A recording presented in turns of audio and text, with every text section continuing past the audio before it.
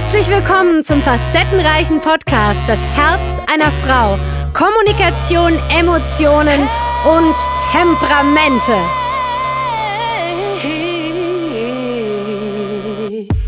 Hallo und herzlich willkommen bei meinem Podcast Das Herz einer Frau. Mein Name ist Kim Jasmin und es ist tatsächlich die erste Folge, also die erste richtige, wo ich auch eine Interviewpartnerin habe, was ich euch bereits angekündigt habe. Und zwar ist das Rebecca Fox. Ganz wichtig, das Interview wird auf Englisch sein. Ich hoffe, dass ihr alle Englisch versteht und wenn ich eventuell Freunde habt, die das für euch übersetzen können, denn Rebecca ist eine unglaublich inspirierende Frau. Sie hat tatsächlich in den USA in New York studiert, an der American Musical and Dramatic Academy. Sie ist Musicaldarstellerin und auch Opernsängerin, wohnt inzwischen in Berlin mit ihrem Mann und hat ein 3 Monate altes Baby. Sie ist eine Frau, die wirklich die Dinge einfach anpackt und umsetzt. Unglaublich. Es gibt ganz, ganz wenig Dinge, vor denen sie wirklich Angst hat. Und sie hat eine der größten Herausforderungen gehabt mit ihrer eigenen Stimme, nämlich ihre eigene Stimme zu finden. Und auch das ist eines ihrer großen Themen. Sie coacht nämlich auch in dem Bereich Frauen im Speziellen, aber auch jeden Schauspieler, Darsteller oder auch Menschen, die mit der Stimme arbeiten oder mit der Stimme arbeiten wollen, um sozusagen den eigenen Stimmklang, die eigene Stimmfarbe zu finden. Ich wünsche euch jetzt ganz, ganz viel Spaß mit Rebecca Fox, mit dem Interview und und bin gespannt, was ihr dazu sagt und schreiben werdet. My name is Kim Jasmin Stelling and I'm here today with Rebecca Fox. And she's been my teacher for, I think, over a year. We worked together on acting and on my voice and on the way how I pursue or how I go and work with the text. It's basically how to speak in a way. And I think I came with one of my presenting videos to you, and then we started the work from there. And first of all, thank you very much that it worked out. We are sitting here today. My pleasure. Because she actually has a baby who might have to be fed at some point in this interview. But first of all, this interview is about you, and I want to kind of start off with like all the different aspects you're combining right now, and there's probably so much more about you. But first of all, you studied opera, so you're a singer, you're an actor, you're a performer, you are a producer. I first studied musical theater. You studied musical theater. You're a coach. You are a mom. You are a wife. You are so much more. So please tell me how do you combine all that, and what does it do to you when you like hear that now? How many things you actually Yeah, I know. It's overwhelming when I hear it. Well, I always go by the motto, just do it. And sometimes you don't think about all of the things that you do, and because you're just going through life and projects come up, and you know, my soon-to-be husband, yes, engaged. Congratulations! Thank you. You know, he came into my life, and then you know, baby came only two months ago, and you know, I've been singing my entire life. I've been doing musicals and shows my entire life, and writing and producing, and last summer directing my first opera with a festival here in Berlin. And I just do it. I don't like to sit around and twiddle my thumbs. I like to be active. I like to do things that are passionate, that I feel passionate about. And so I don't think of most of these things like work. Let's go back in time a little bit. Like, okay. Where does it come from that you obviously don't feel the fear, or you have a different way to approach the fear when something new comes up or pops up your mind? Mm-hmm. And how did it come that you just went for it and you just do it? I think fear is always going to be there. You always have nerves. You always have anxiety. You have expectations of yourself. But I don't let the fear dictate how I do it. I let my instinct dictate. I go with my gut. If that project feels right, I'm going to go with it. Even if when I'm coaching, if something feels right, if I want to make a quick change, go in a different direction, I just do it. And I don't stop and think too much, because when you stop and think too much, you usually go the other way. And I just go for it. That's why. But did you learn? I mean, how did you learn to trust your guts, and also maybe to make the differentiation between, okay, I'm just thinking too much about it, and then, oh yeah, I'm going to go back into my gut feeling, and then I go for it? I think it just takes practice. Like anything, it takes practice. I don't like to use the word fail often, but you make mistakes, and all the time, always, whether I'm teaching students in a school, whether I'm teaching private students, whatever, wherever they are in their career or in their life, I say make mistakes, make them big. If you're going to make a mistake, make it huge. The audience doesn't know, right? The audience doesn't know. They haven't been in rehearsals, right? So make a mistake and revel in that, and then go back after and be like, okay, this was a mistake. How am I going to change that? Or how am I going to reroute it so it's something that's more preferable for this moment, for example. So don't let fear dictate. Make a mistake. Be proud of it. Know that you are smart enough to change, to make a choice, to make a different choice. And go with it. Did you learn how to deal with fear within your education? Yes and no. Yes and no. I think that's something that's kind of just ingrained in me from I don't know who. But I think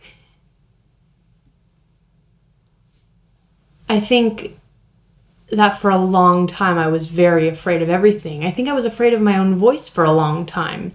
My singing voice, I didn't know what to do with it. Sometimes I still don't know what to do with it. Why is that? Because I never fit in anywhere. And I think the problem was that I was always trying to put myself in a box. I was always trying to be the opera singer, be the musical theater singer, be the pop singer. And I couldn't fit in anywhere. When I was in school in New York, my teachers didn't know what to do with me.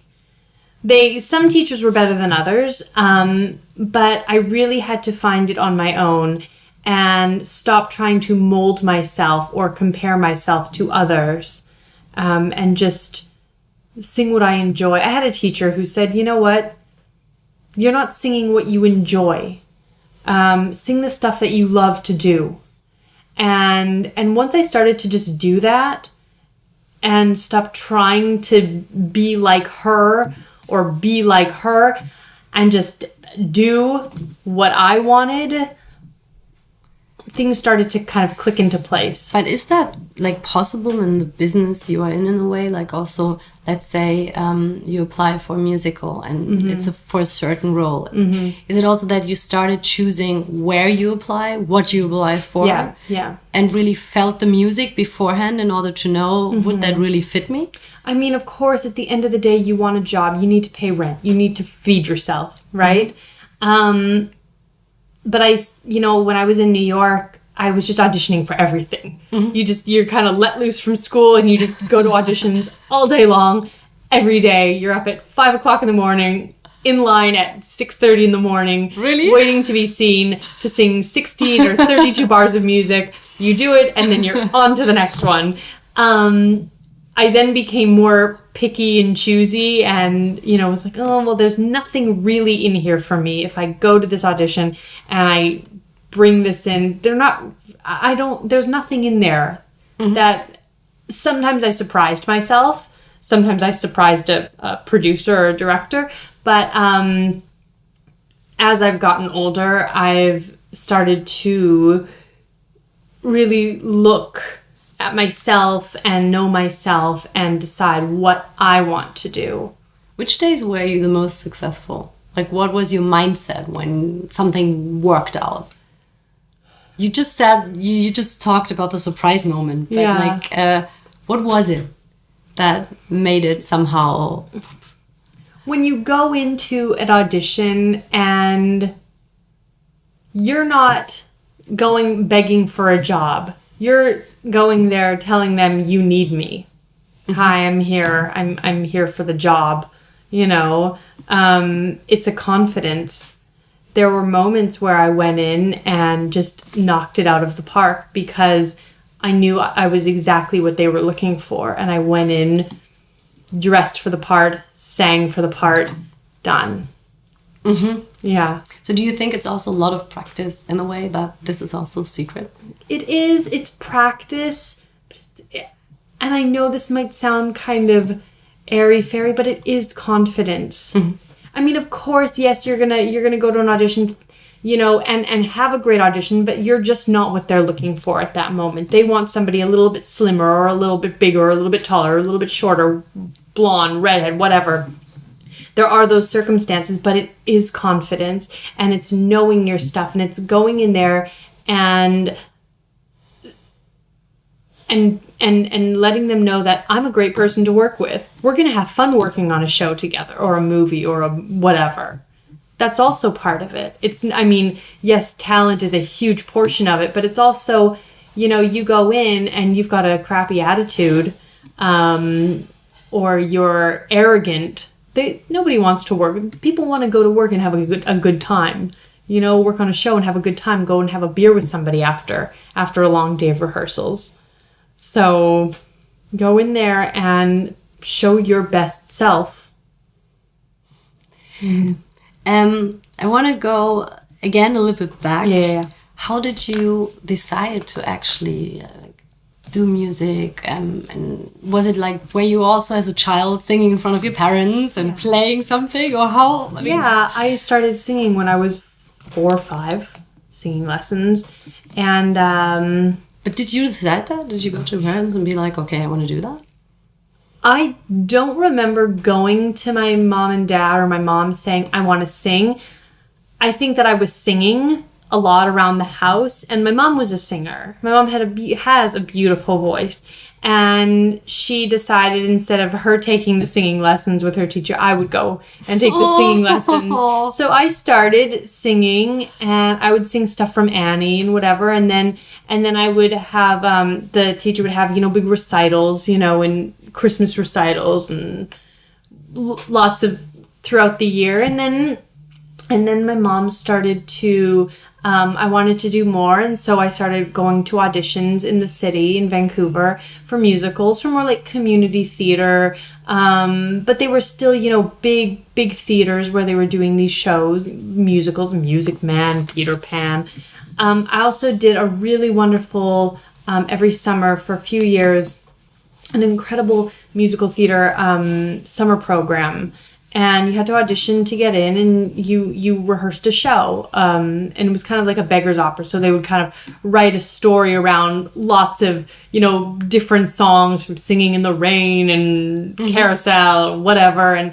And I really enjoyed it. And it more and more, and I was growing up, and I started to audition for things, I was continuing to audition for things in the city and doing shows, and changed singing teachers, and it wasn't really a question of what I was going to do with my life. It wasn't, even when I was, you know, got to the age where I was applying for universities, it wasn't, well, should I go into sciences or math or, you know, liberal arts? No, it was, I'm going to study theater. And so I auditioned for a few schools, and I got into the one that I wanted to, the American Musical and Dramatic Academy in New York, and went there. And yeah, it wasn't ever a question of what I was going to do, thinking about, you passed a lot time in the world of like acting, people doing and following their passion. Yeah. Now, also being maybe sometimes around people who are making compromises. What difference can you see? And why do you think many people fear following their own passion? Because it's hard. And a lot of people don't want to do something difficult. And they don't want to fight for it. I know a lot of people that, especially that I went to school in New York with, have chosen other paths and have chosen great paths, fitness instructors, or they've decided to just be actors. They're not singing anymore, or some of them have become life coaches or whatever. There's nothing else that I want to do. Of course, I was only performing, and only in the last couple of years have I really focused on teaching. How did it come that you started teaching? It kind of just fell into my lap. I always knew that I could. I always knew that I could coach. I think it also kind of stemmed from writing shows and producing shows, having vision. I've always had vision and ideas, and I think it's a little bit of a control freak in me. But knowing what looks good and what works. And I have a friend who was teaching at this school, and he asked if I would substitute for him. And that's how it always starts, right? How it starts. And it just I just started doing it, and I wasn't surprised, but I taught myself how to teach in front of a group of people. What do you think is important when you are in front of people? To inspire. To inspire. If you don't inspire them, then, or a single person, then, because they follow you, they look up to you, and you go in there, you believe in them, right? You want to make them better. You are in a culture now where people love guidelines.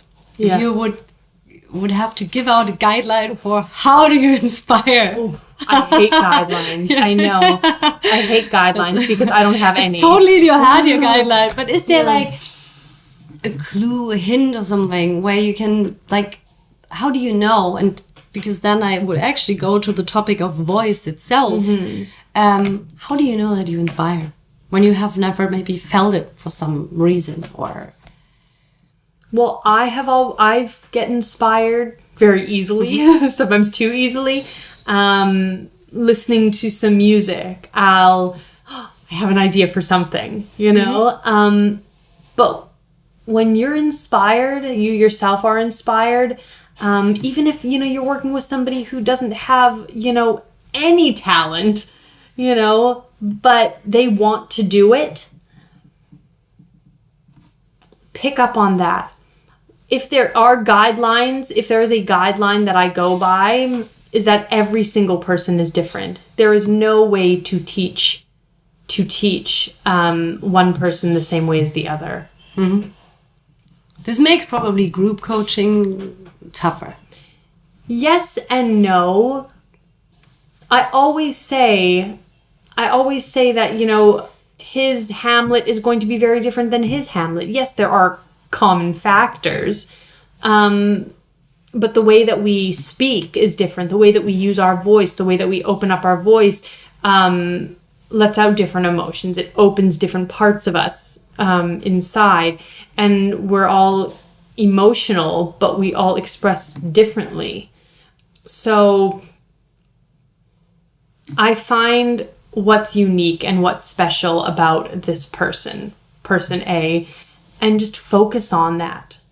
And I think one of my talents for teaching is really getting people to see what they are capable of. And that's what I love, because it's not like being on a like a conveyor belt. A conveyor belt is it's like that thing that keeps moving, and you're doing the same thing over and over again, and the thing comes out, and you put it, It's kein Laufband. It's like when you do work in production and you just put it on. Yeah. Everything is the same, or like a cookie cutter. Yeah. You know, everything is exactly the same shape. No, in the world of theater and the world of acting and singing, everybody's different.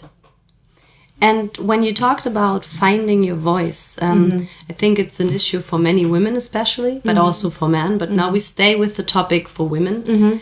And what I observed lately a lot is sometimes women speak very like in a low tone. So let's say somebody's bumping into them, or they bump into them, like sorry, and you can't even hear them. Or that women have a very high pitch, like they're like, oh, hi, how are you? So what does voice really mean in general? Like what can we express through voice? And I also remember when I came to you, that was like my first topic, and you realized with the way I was talking that the topic I was talking about I was not passionate about. And I thought it was incredible. And I'm now at the point that I even can feel it whenever I'm actually passionate, or if I'm saying things because I think somebody wants me to say certain things. And I think that's also a common topic for women. Yeah. Sometimes we just try to say the things to keep everything in peace. Yeah. Yeah, I mean, I think that, you know, in terms of the high pitch, I mean, this is such like a societal, you know, disaster in terms of the way that women speak or sing or whatever. It's we have these high pitched voices, or everything is a question. That you get that a lot. You get that a lot in like in the English language in North America.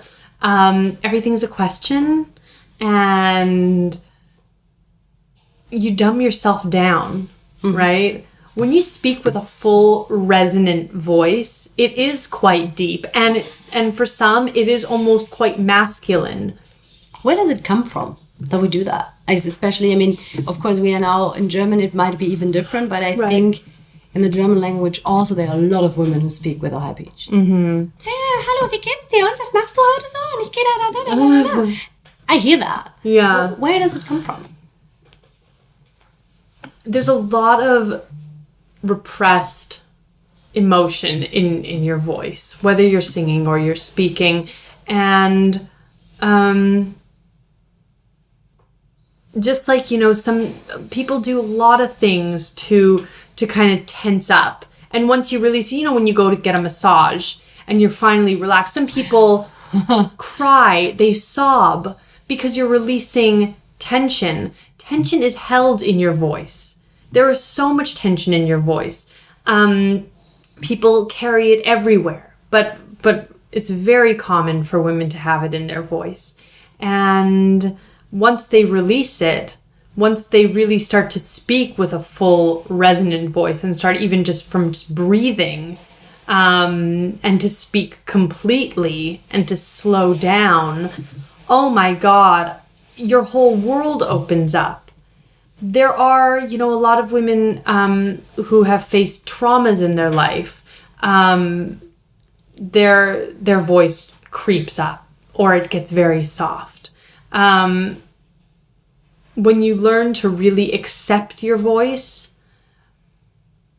and accept yourself and how your voice really is, you change. You change as a person. It's almost like your eyes open up.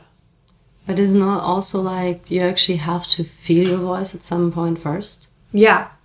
It takes work. It's not easy. I mean, I often start with students with just breathing and just making like caveman sounds.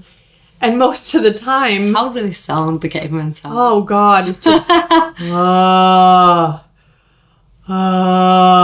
ugly, brash sounds. And, you know, that's another thing. The word ugly... Women don't want to feel fat. We live in a thin society, right? We want to be thin. We want to be dainty. We want to be feminine. And once we really start to feel heavy and fat and caveman-like, it's not pretty. It's not this, you know, prima ballerina. It's low to the ground. And, you know, we use also our pelvis, you know, and so there's your sex organs are involved. And for women, whether you've gone through trauma or not, you want to tighten that up. You know, your voice is strongly connected to your sex organs. Absolutely. 100%. Wow. 100%. I can tell you, very personal fact, but it's okay. Going through labor, it is the most painful thing I have ever gone through, but the most open I have ever felt. Also screaming, probably. It comes from really down. Yeah, it comes from the lowest part of you, the deepest part of you. And it's a beautiful thing. And when you can live your life being open and resonant and full and saying, can I curse? Fuck it, to we use some adult language. and kind of surrendering to being bigger than you are, feeling feeling grand. It's so sexy. It's so complete. And that's the type of person that, you know, when I see them on stage and they're just open and larger than life, big. That's exciting. I remember the first role I was working on with you was this musical chick. Yes. Who wants to go to Broadway. To be a rockette. To be a rockette. That's Yes. it. Yeah, you had to explain me what a rockette is. Yes. And in the end, she makes it. We never went there, but it was this monologue about like her ugliness, about her like all. And I think there's also probably in this industry a big thing, castings, where it's sometimes or often not about you. It's just like they don't search the character, what you are like expressing on stage. Right. And I think that's a huge issue. And also to, again, you said that before, the idea how a woman is supposed to be skinny like this and the certain way she's all the different perspectives. The way she walks, the way she talks. Yes. Yeah. And I think also many women are afraid of like really, and as spiritual as it sounds, to show their light. Just because they are afraid also if they show their strongness, that men will run away. What do you think about that? Absolutely. Absolutely. I mean, you're engaged now to a really strong man. You're also a very strong woman. Yeah. How is that? Like how this relationship worked between two strong people? And would you have met him if you would have been maybe in another phase in your life? It's a really good question.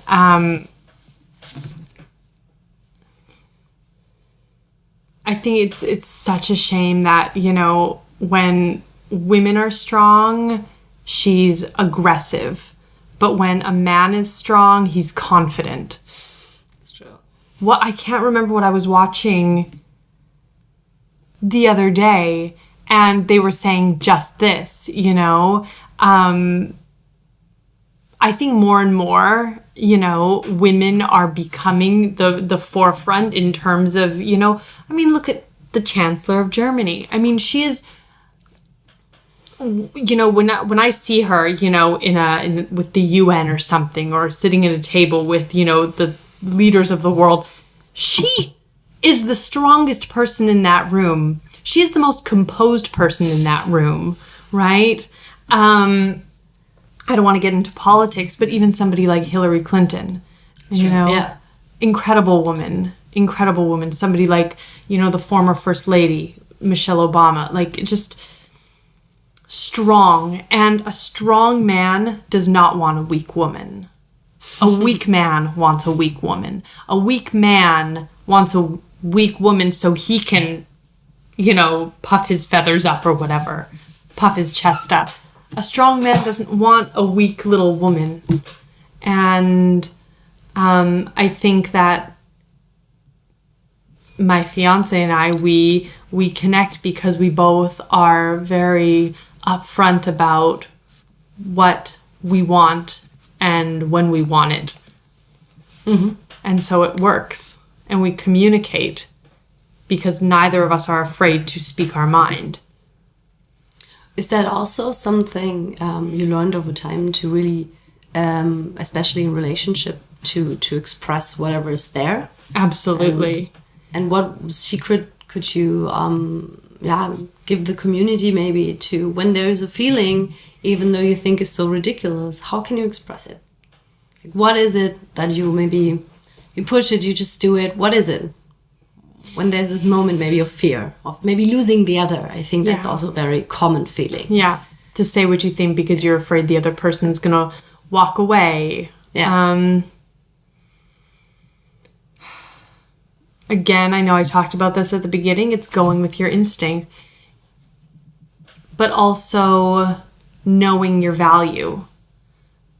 If you value yourself and value your opinion, value your needs, then you're not afraid to say what you want. You're not afraid to tell the other person what you need because you value yourself. You care, you love yourself enough to say, no, this isn't working for me. I need to say this. And if the person loves and respects you enough, he or she will hear that and will accept that. But it all, with everything, for women especially, I mean, it all comes back to yourself and how much you love yourself and how much, you go with your heart. Yeah.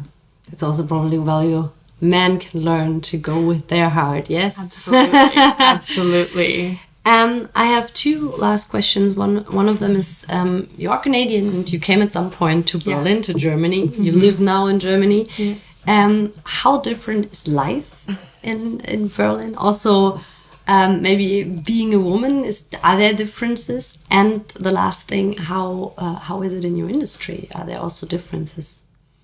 Also US, I mean, you stopped in the US in between, so you actually know 3 different countries. But what are the biggest differences?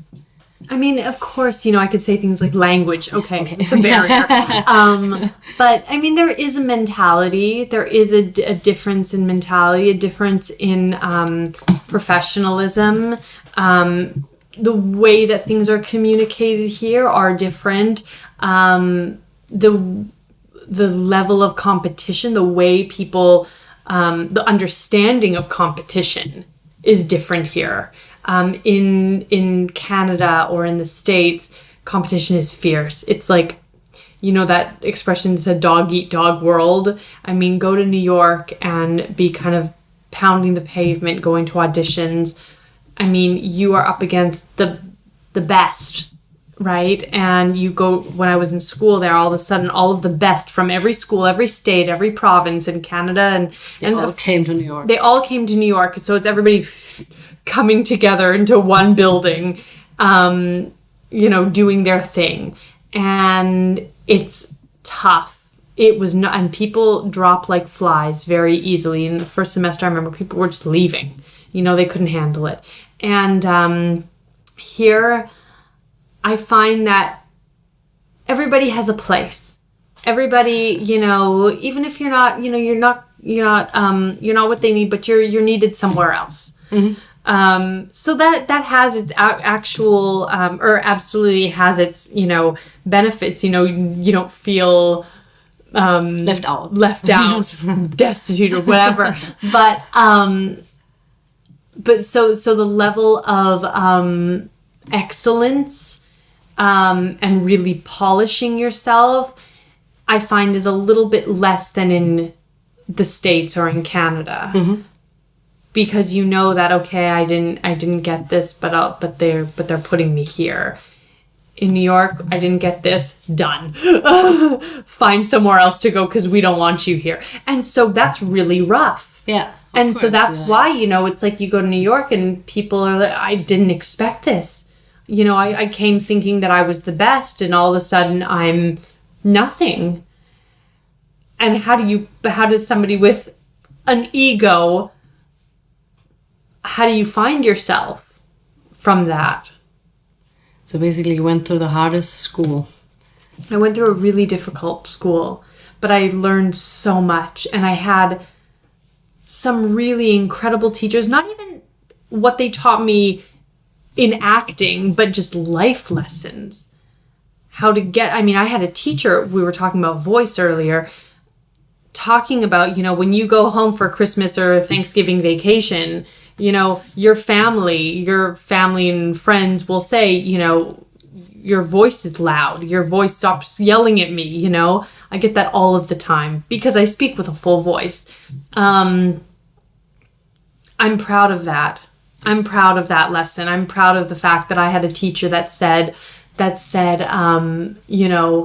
don't just be actors, be businessmen as well. Know how to negotiate a contract. Don't let them take advantage of you in that respect. So, was it a woman or a man who said that? It was both. It was both. Interesting. Yeah. Okay. Yeah. Nice. Yeah. I had one teacher. She was my first acting teacher. She had twins, and she was a director in the city. And she was an incredible woman. She taught me so much just about simple acting. I loved her. What is another lesson you can give us from what she taught you? It's so simple, but one of the easiest, she told us a story. She reunited with a friend, and they hadn't seen each other for maybe 12, 15 years. And they had walked around. There's a very famous, in Central Park, there's a very famous big pond. People walk around with little, boats. And she said, we probably looked at each other twice during that whole, maybe hour and a half that they walked around. And because I was doing a scene, and I can't remember what the scene was, but she said, you keep looking at each other when you're talking. You don't always look at each other when you talk. You can explain, we want to see you searching for the words. And sometimes when you're looking at somebody so intensely, you can't search for your words. You can't, find exactly what you want to say. And so that's true. Yeah. So I it's just one thing that I've always just remembered. Another thing is that, if you're going to do something on stage, actually do it. If you're told to sweep, fucking sweep. If you're told to read a book, read a book. Don't act like you are reading a book. That's a Sanford Meisner thing as well, but these independent activities. But, they're such simple things. People are always just like searching so dramatically for a brilliant moment, but the most brilliant moments are so simple when they're actually there, when you're actually just doing it. Yeah. You just said she had twins. Yeah, and she had twins. You have a baby girl now. Yeah. We talked earlier before we started this interview, and you told me that your way of thinking changed after the birth. And when you go back into work, there's, for example, one aspect you add on is the empathy. First of all, what really changed besides the empathy? And what do you mean there's more empathy maybe in your work in the future? There's a different kind of compassion, there's always a very human compassion, right? To really see the person. Now that I've been a mom for the last 2 months and taking care of something so helpless, someone so helpless and that just needs you, your eyes open up to, I don't even know how to put my finger on it. It's just it's so precious. She's so precious to me. My students are very important to me. And to really see them and to cater to their needs, to help them, to really listen to them. Just like, my baby has, a lot of different cries. And as a mother, it's part of our instinct to know what every cry means, whether they need to be changed, whether they need to be fed, whether they need to be turned on their tummy or turned on their back, or they're uncomfortable or whatever, to really listen. And it's a heightened level of listening, I think, which has changed, to really see her. Yes, she is a cute little baby, but she's also a person. She needs just like everybody else needs. And I think for my teaching, it's just a different kind of listening. It's a more compassionate listening. It's a more empathetic listening. to what they really need at that moment. And hopefully I'll be able to coach them. I never give my students the answer. I let them come to their own conclusion or to their own way. I just ask the question. And mainly I just ask the question why and how and when. And the more that they think about it, the more that they really dig deep, the more they discover. And they take the responsibility. Yeah. It's not like they need you to find their answer. You just help them. Yeah. Take their hand and be like, okay, come on. Right. Let's find the answer together. Yeah. I'm there when they decide to, jump into the lake. Right? I'm there standing with them saying, it's going to be really cold. I always think about when I was at summer camp, jumping into the lake the first couple days. It's like, no, it's so cold. I'm there to tell them it's going to be cold, but I know that you can swim. So I'm there not holding their hand. I'm not in the water waiting for them. I'm standing next to them until they go in. And they know how to swim. And I tell them, you know how to swim. You got to trust yourself. Trust yourself. And let's say that there's somebody, one of our women out there who wants to work with you. Mm-hmm. Just listen to that. Do I have to be an actor or doing anything with music? So what could be a reason for me to besides that it was a really great interview, thank you so much. But what could be a reason that I'm saying, okay, I want to work with you? Everything I do comes from a dramatic point of view. So if there was somebody that wanted to come to me and I work with text, for example, I will give them something if they want to memorize or a song that they love. I will work with them on opening up their voice. I had a student come to me and for 2 months we worked on The Water is Wide, the beautiful folk song, and we spoke the text. And something I always say to new students, come in to me with something that's meaningful to you, something that speaks to you, something that is passionate for you, whether it's a Shakespeare monologue, whether it's anything.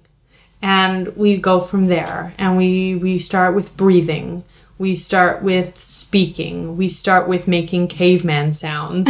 We start with just focusing on different points of your body.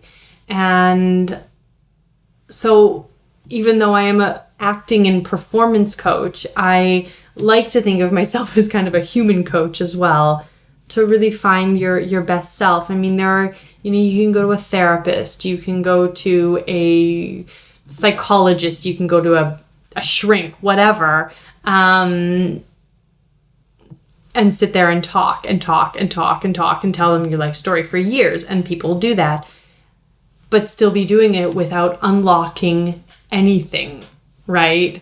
This tension. It's so important to put the body in. And I can only say from the work with you actually brought me to acting, and it totally revealed a new world for me in a way. I cannot even express what it did, and I'm still on my way. But I also know that I understood how important voice is. Yeah. There were so many tears that were falling. There's a lot of tears. Yeah. But in the end, I know it's worth it. And it's kind of like you start a way, but it's the way that you cannot. I don't think you can not only solve problems through talking. So if I want to get in contact with you, how do I get in contact with you? You can go to my website. It's Rebecca D as in Dorothy Fox.com. I will also put something then in the note underneath. Yeah, with my contact information. And I work from home right now. In Berlin. In Schöneberg. And you can contact me. I work Monday, Wednesdays, Thursdays, sometimes Fridays, from 3 o'clock to 7 o'clock. Okay, perfect. Yeah. Thank you so much. Thank you.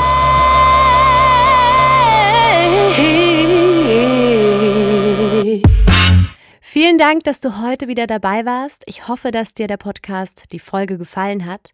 Wenn du mehr erfahren möchtest, dann unter www.kimyasmin.com/podcast. In den Shownotes findest du alle weiteren Informationen.